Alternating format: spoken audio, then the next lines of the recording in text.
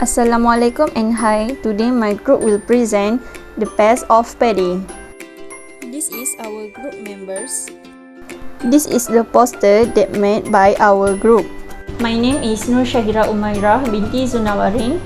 I will explain about the rice thrips, which is one of the common pests in paddy field. In taxonomy, rice thrips is in order of Coleoptera, family of Thripidae, genus of Stachytothrips. Thus, the species of scientific name of rice thrips is Stachytothrips biformis. Both adults and nymphs of rice thrips cause damage to paddy. They lacerate the tender leaves and suck up the plant sap.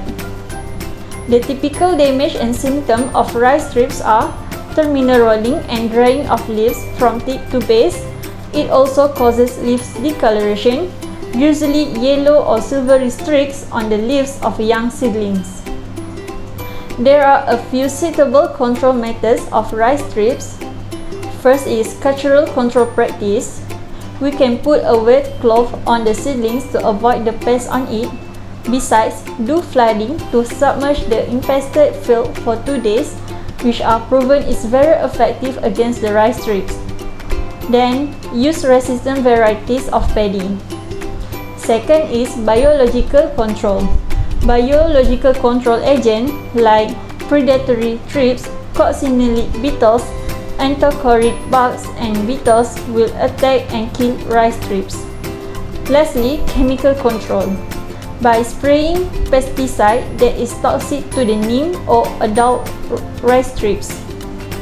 That's all for rice thrips. Thank you. Before we move to the next pest of paddy, I'd like to introduce myself.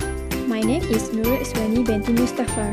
Now we move to the next pest of paddy. This pest is scientifically known as Nymphula dipunctalis. Its common name is rice caseworm. It belongs to the order Lepidoptera and family Pyralidae. Its genus is Nymphula and species is N. dipunctalis. Its primary host is rice crop. The life cycle of rice caseworm has 4 main stages such as eggs, larvae, pupae, and adult.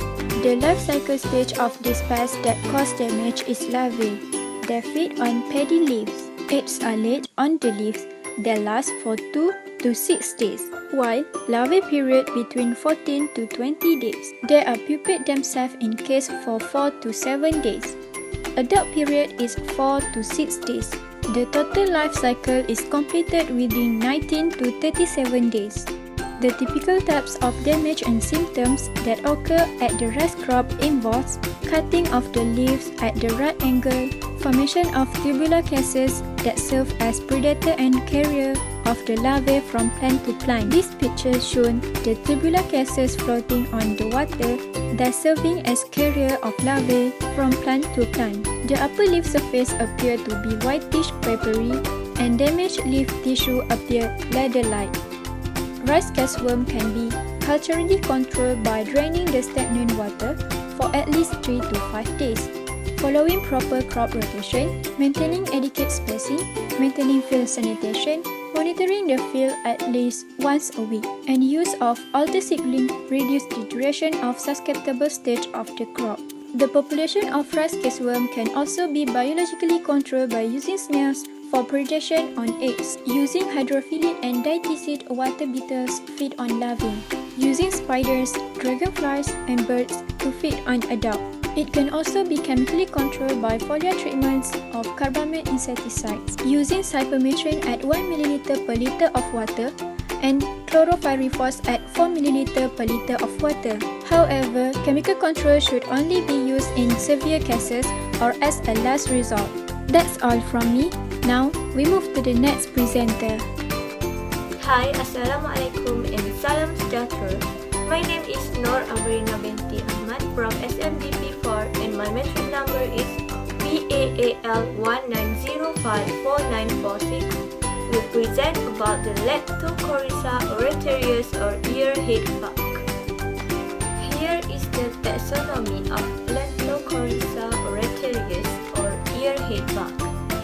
Its order is Coleoptera from the Coridae family, while the genus is Leptocoryza and L. oratorius is a species. Then look at the stage of damage. Look at the slide, there is two circles there, which is both adult and nymph, and also sucking sap. Let's take a look at first circle about the both adult and nymph. For your information, the nymphs start feeding 3 to 4 hours after hatching. They feed on the leaf sap near the tip or on milky sap in developing spiculate at milky stage. Sucking of the milky sap causes partial field and chaffy grains. They omit bad smell, hence they are called earhead bug.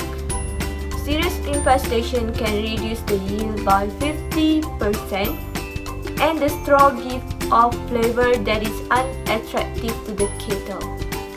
Next, we move to the typical damage and symptoms. There are 5 typical damage and symptoms. First, grain show brownish discolored patches on the husk. Second, individual grains become chaffy and erect panicle. Third, black spot on the grain at the site of feeding puncture. Fourth, the whole ear head may become devoid of mature grain. 5. And last but not least is buggy odor in rice during milky stage. From my research, there are 3 suitable control methods which can use to control Leptocoryza oratorius or earhead bug, which is cultural control, biological control, and lastly is chemical control. Okay, so now I will tell you the details about cultural control. First, we need to keep the field and barn free of weed and grasses. And second is netting the hand picking and bug will help to reduce the bug. Next is biological control. On the slide, there are grasshopper, spider, beetle, and dragonflies.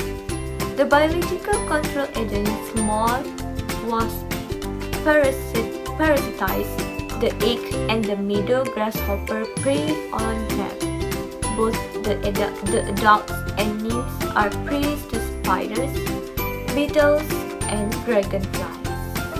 A fungus infects both nymphs and adults. Lastly is control using chemical control. We can control using this by spraying of pesticide and use melathion. For the net pest, which called as yellow stem borer, come from the order of Lepidoptera.